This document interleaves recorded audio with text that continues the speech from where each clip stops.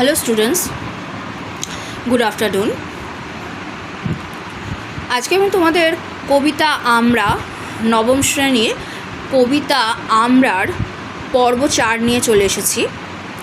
লাস্টের যে দুটো স্তবক রয়েছে ওই দুটো স্তবক আমি পড়াবো।